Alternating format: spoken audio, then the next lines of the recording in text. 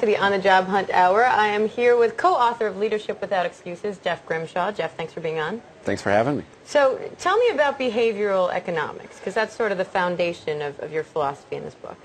Yeah, it is. In a nutshell, behavioral economics looks at how human emotions and human quirks affect the economic decisions that we make. And if you think about it, the relationship between an employer and an employee is an economic one, even if we don't always think of it that way, right? Okay. So you've got employees who you want to give you, not just to do their job, but you want them to give you discretionary effort, you want them to be loyal, you want them to go the extra mile. And one of the things that we know from behavioral economics is that because it looks at emotions and human quirks, that our greatest source of power, a leader's greatest source of power, is the ability to change the way people feel. That sounds a little bit new agey, but the behavioral economics research backs that up. So there's some practical applications of that for leaders and would-be leaders. If you've got high performers and you want to reward what you want to see more of instead of encouraging those people unintentionally to find jobs elsewhere, then you better know how they want to feel. And you better be making them feel differently than your medium performers feel or your low performers feel.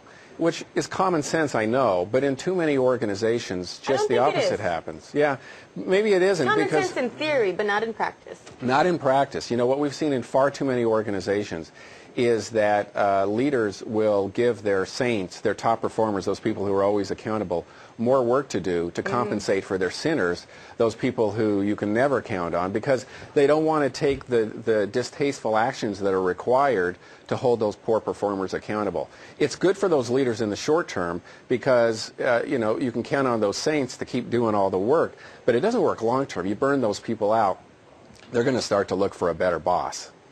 So what are some of the ways that you can go about doing this? I mean, it all sounds really great and pretty, Sure. but I assume it's probably a little bit easier said than done? Oh, definitely easier said than done. We say that you want to create accountability and high performance. All of our research, all of our experience shows it comes down to three things.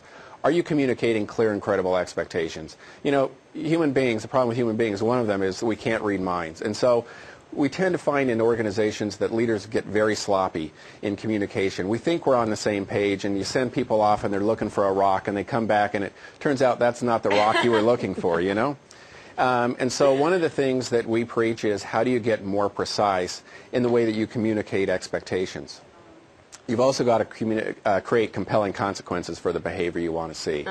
The most frequently invoked coaching point we give to leaders is you've got to reward what you want to see more of, and you've got to stop tolerating what you don't.